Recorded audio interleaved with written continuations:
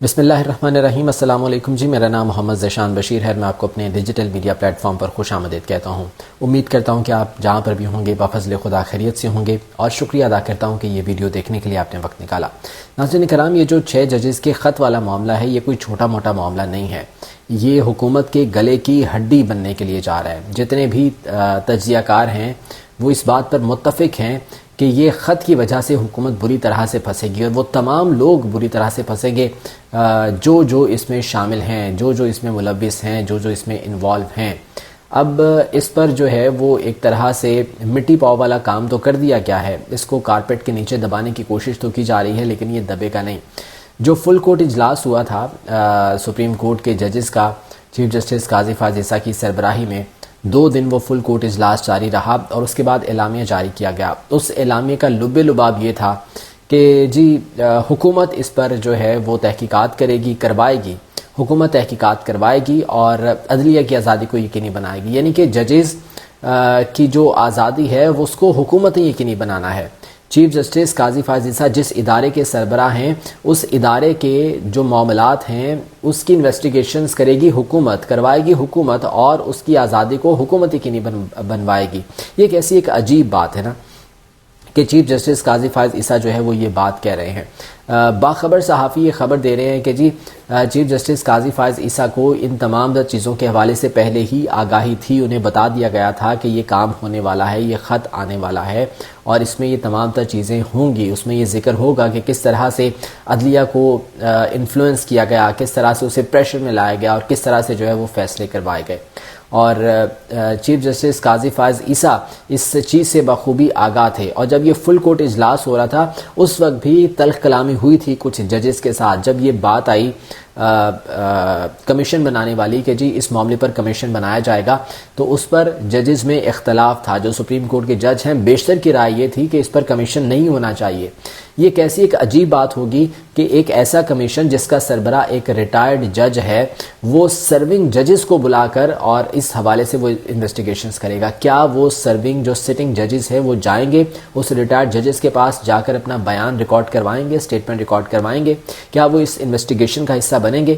یہ بہت مشکل ایک چیز ہے کہ جس کے بارے میں شاید کچھ کہنا قبل از وقت ہے کہ ایسا پاسبل نہیں ہو سکتا۔ تو یہ کمیشن جس طرح سے بنے گا، اب یہ معاملات تو آلریڈی طے ہو چکے ہیں۔ بہت سے ایسے باخبر لوگ ہیں، باخبر جو طبقہ ہے، جو صحافی ہیں، وہ یہ کہہ رہے ہیں کہ جی چیف جسٹس قاضی فائز عیسیٰ وزیر اعظم شہباز شریف کی جو ملاقات ہوئی تھی اس میں آلریڈی معاملات طے ہو چکے ہیں۔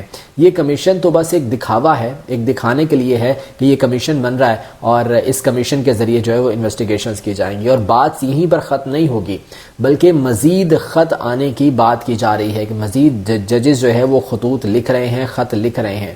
اب یہ خط کس کی جانب سے آ رہا ہے؟ یہ آپ کو یاد ہوگا کہ لاہور ہائی کورٹ کے ایک جج نے بھی استعفیٰ دیا تھا، اور اس کے پیچھے بھی وجوہات کچھ ایسی ہی تھی کہ انہیں پریشرائز کیا جا رہا تھا، پریشرائز کروا کے ان سے فیصلے لینے کی کوشش کی جا رہی تھی، جس پر انہوں نے استعفیٰ دیا تھا۔ اب اطلاعات یہ ہیں کہ لاہور ہائی کورٹ کے ججز بھی خط لکھ رہے ہیں۔ وہ خط جو ہے وہ بھیجا جائے گا اور وہ میڈیا کو بھی لیک کیا جائے گا وہ خط، اور وہ بھی کچھ اسی قسم کا خط ہوگا جس میں تمام چیزوں کا ذکر کیا جائے گا کہ کس طرح سے ایجنسیز کی انوالومنٹ ہے، کس طرح سے عدلیہ کو پریشرائز کر کے یہ فیصلے لیے جا رہے ہیں۔ اب اس سے پہلے کہ وہ خط آئے، جو حکومتی لابی کے لوگ ہیں ان کی جانب سے پہلے ہی گراؤنڈ بنایا جا رہا ہے۔ گراؤنڈ کیا بنایا جا رہا ہے؟ کہا یہ جا رہا ہے کہ جی جو سابق چیف جسٹس ہیں ثاقب نثار، وہ ججز کو یہ کہہ رہے ہیں کہ وہ خط لکھیں۔ چیف جسٹس ثاقب نثار کے کہنے پر جو ہے یہ خط لکھا جائے گا۔ یہ گراؤنڈ ایک بنایا جا رہا ہے تاکہ اگر کل کو یہ خط آ بھی جائے تو جو حکومت ہے، حکومتی نمائندگان ہیں، وہ یہ کہہ سکیں کہ جی دیکھیں ہم نے تو پہلے ہی کہا تھا کہ سابق چیف جسٹس ثاقب نثار ہیں اس کے پیچھے، اور وہ یہ خط لکھوا رہے ہیں۔ لیکن آپ بخوبی جانتے ہیں کہ لاہور ہائی کورٹ کے پہلے بھی ایک جج مستعفی ہو چکے ہیں، اور ان کے مستعفی ہونے کے پیچھے بھی ایسی ہی وجوہات تھیں کہ پریشرائز کر کے فیصلے لیے جا رہے تھے جس پر وہ مستعفی ہوئے تھے۔ تو اب اگر لاہور ہائی کورٹ کے ججز کی جانب سے ایک خط آتا ہے تو یہ معاملہ جو ہے وہ مزید بڑھے گا، یہ رکے گا نہیں، یہ مزید پھیلے گا، اور حکومت اس میں مزید دھنستی چلی جائے گی۔ یہ ایسی دلدل ہے کہ اس میں حکومت مزید دھنستی چلی جائے گی۔ اب یہ کمیشن اپنی تحقیقات کرے گا، کیسے کرے گا، کیا ٹی او آرز ہوں گے، یہ بھی تو حکومت طے کرنے ہیں۔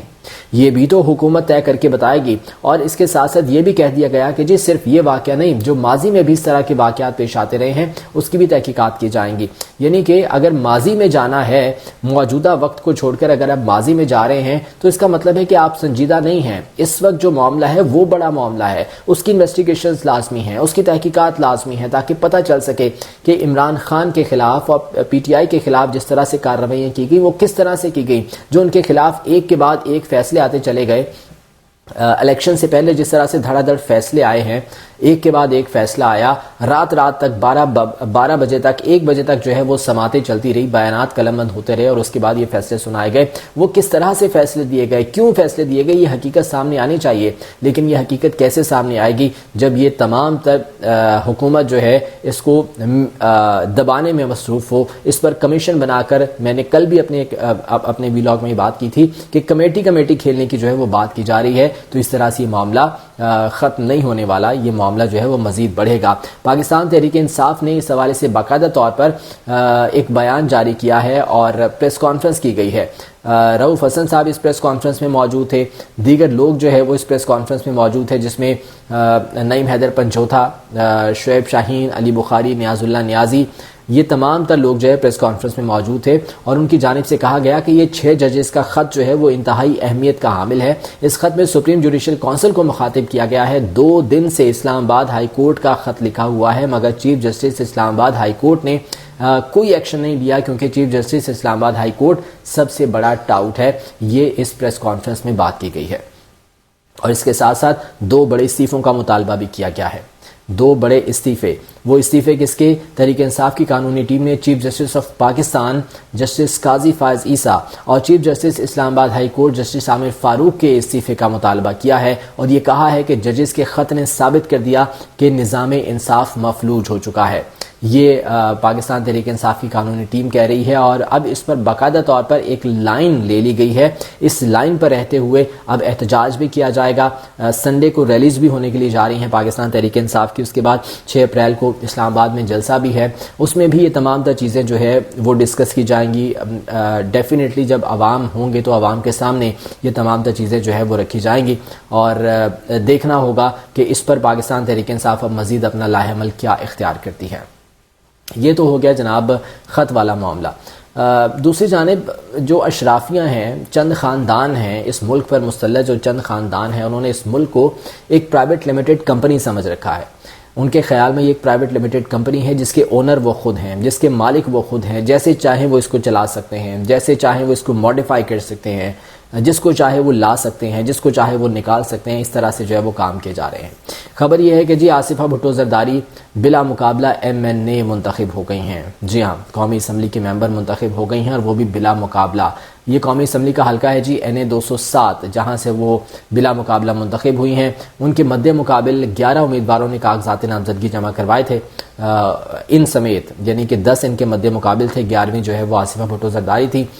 جو RO تھے اس حلقے میں شیر علی جمالی، ان کی جانب سے بتایا گیا کہ 7 آزاد امیدواروں کے کاغذات نامزدگی مسترد ہوئے تھے۔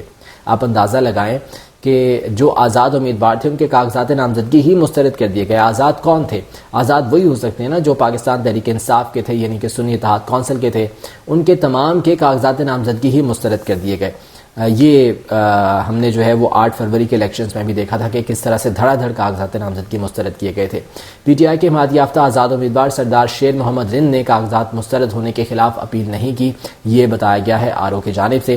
اس کے علاوہ باقی 3 امیدواروں کی جانب سے کاغذات نامزدگی واپس لے لیے گئے اور NA 207 پر آصفہ بھٹو زرداری بلا مقابلہ کامیاب قرار پائی ہیں۔ نواب شاہ کا یہ حلقہ تھا NA 207، جہاں سے آصف علی زرداری کامیاب ہوئے تھے، لیکن انہوں نے یہ نشست چھوڑ دی تھی، جس کے بعد آصفہ بھٹو کو یہاں پر الیکشن لڑوانے کا پلان کیا گیا تھا، لیکن ان کے مد مقابل جتنے بھی لوگ تھے وہ کاغذات نامزدگی انہوں نے واپس لے لیے، تو آصفہ بھٹو اب بلا مقابلہ منتخب ہو گئی ہیں۔ تو آپ دیکھیں کہ کس طرح سے ایک پرائیویٹ لمیٹڈ کمپنی کی طرح پاکستان کو چلانے کی جو ہے وہ کوشش کی جا رہی ہے۔ لوگوں کو اپنی مرضی سے لے کر آنا، اپنے خاندان کے لوگوں کو لے کر آنا۔ پنجاب میں کیا ہو رہا ہے؟ چچا جو ہے وہ وزیر اعظم ہے، بھتیجی جو ہے وہ وزیر اعلیٰ ہے، جو خود میاں نواز شریف ہیں پارٹی کے ہیڈ وہ بن کر بیٹھے ہوئے ہیں۔ اسی طرح سے جو ہے آپ سندھ میں دیکھ لیں، زرداری صاحب جو ہے وہ صدر ہیں، آصفہ بھٹو کو جو ہے وہ ایم این اے منتخب کروا لیا گیا، بلاول بھٹو جو ہے وہ اس وقت قومی اسمبلی کے ممبر ہیں، وہ الگ بات ہے کہ اس وقت کابینہ میں شامل نہیں ہے، اگر کابینہ میں ہوتے تو یقیناً کوئی بڑی وزارت ان کے پاس ہوتی، کوئی بڑا پورٹ فولیو ان کے پاس ہوتا۔ تو یہ جناب صورتحال ہے، اور مشترکہ مفادات کونسل کی تشکیل 9 ہوئی ہے، اور پاکستان کی تاریخ میں فرسٹ ٹائم ایسا ہوا ہے کہ وزیر خزانہ کو شامل نہیں کیا گیا۔ میں نے گزشتہ روز بھی اپنے ویلاگ میں بات کی تھی کہ 2 بہت اہم وزارتیں ہوتی ہیں، ایک ہے وزارت خزانہ اور ایک ہے وزارت داخلہ۔ یہ دونوں وزارتیں مسلم لیگ نون کے پاس ہونے کے باوجود مسلم لیگ نون کے پاس نہیں ہیں۔ محسن نقوی وزیر داخلہ ہیں، وہ نون لیگ کے پاس نہیں ہے، حالانکہ وہ کہتے ہیں کہ جی نون لیگ کے حمایت یافتہ ہیں۔ اس کے بعد پھر وزیر خزانہ محمد اورنگزیب، وہ بھی نون لیگ کے پاس نہیں ہے۔ تو اب جو انٹرسٹ آف کامن کونسل ہے، مشترکہ مفادات کونسل ہے، پاکستان کی تاریخ میں کبھی ایسا نہیں ہوا کہ وزیر خزانہ اس کا حصہ نہ ہو۔ یہ فرسٹ ٹائم ایسا ہوا ہے کہ وزیر خزانہ کو اس میں نہیں شامل کیا گیا، بلکہ وزیر خارجہ اسحاق ڈار کو اس میں شامل کر لیا گیا ہے۔ یہ کیسی ایک عجیب بات ہے۔ اب دیکھیں کچھ ایسے کام، بلکہ بہت سے ایسی چیزیں جو ہے وہ ہو رہی ہیں، ایسے کام جو ہے وہ ہو رہے ہیں کہ یہ حکومت گڑھے میں گرتی چلی جا رہی ہے۔ یہ جب گڑھے میں اس طرح سے گرتی چلی جائے گی تو یقیناً اس کے لیے جو ہے وہ مشکلات بڑھتی چلی جائیں گی، اور جب مشکلات بڑھیں گی تو کنہیں موقع ملے گا؟ جو پیراشوٹرز ہیں۔ پیراشوٹرز کون ہیں؟ میرے خیال سے نام بتانے کی ضرورت نہیں ہے، وہ اوپر آئیں گے، کیونکہ ٹریننگ تو آلریڈی ان کی چل رہی ہے، وہ اوپر آئیں گے اور ان کو جو ہے یہ وزارتیں جو ہے وہ دی جائیں گی، یہ حکومت جو ہے ان کے حوالے کر دی جائے گی۔ تو یہ تمام تر صورتحال ہے۔ جمہوریت پتہ کیا ہوتی ہے؟ جمہوریت یہ ہوتی ہے کہ جہاں پر کوئی احتجاج ہو رہا ہوتا ہے نا تو عوام کی بات سنی جاتی ہے۔ جمہوریت یہ ہوتی ہے کہ پاکستان تحریک انصاف نے ضمنی الیکشن کے لیے پنجاب اسمبلی کے حلقہ پی پی 93 بھکر سے محمد افضل خان ڈھانڈلا کا ٹکٹ جو ہے وہ منسوخ کر دیا ہے۔ کیوں کر دیا ہے؟ کیونکہ اس پر احتجاج کیا گیا تھا، یہ کہا گیا تھا کہ وہ جو ہے ٹکٹ انہیں نہیں دیا جا سکتا کیونکہ وہ پیراشوٹر ہیں، وہ پارٹی میں جو ہے وہ بعد میں شامل ہوئے ہیں۔ محمد افضل خان کا ٹکٹ منسوخ کیا گیا، یہ پی ٹی آئی رہنما حماد اظہر نے باقاعدہ طور پر ٹویٹ کیا ہے اور انہوں نے یہ بتایا ہے۔ انہوں نے کہا کہ بھکر کے مقامی نمائندوں اور قیادت کے اصرار پر افضل ڈھانڈلا کو ٹکٹ دینے کا فیصلہ کیا تھا۔ اب ان کا کہنا ہے کہ مجموعی رائے ان کے خلاف ہے، تو تنظیم کو اس معاملے میں مکمل اختیار دے دیا ہے کہ وہ اپنی مرضی سے اس پر جو ہے وہ کوئی فیصلہ کر سکتے ہیں۔ یہ ہوتی ہے جمہوریت۔ وہ جمہوریت نہیں ہوتی کہ جو اس وقت ملک میں ایک نام نہاد جمہوریت چلائی جا رہی ہے، اور سب کو پتہ ہے کہ یہ جمہوریت نہیں ہے، یہ فیصلے کہاں سے ہوتے ہیں اور کس طرح سے حکومت چلائی جا رہی ہے، وہ سب کو پتہ ہے۔ عوام کو بہت زیادہ شعور آ چکا ہے، اور یہ بھی پاکستان تحریک انصاف کی مرہون منت ہے کہ آج عوام باشعور ہو چکے ہیں اور عوام کو پتہ ہے کہ یہ تمام چیزیں کیسی چل رہی ہیں۔ آج کے ویلاگ سے مجھے اجازت دیجیے، اپنا بہت سارا خیال رکھیے گا۔ اللہ نگہبان۔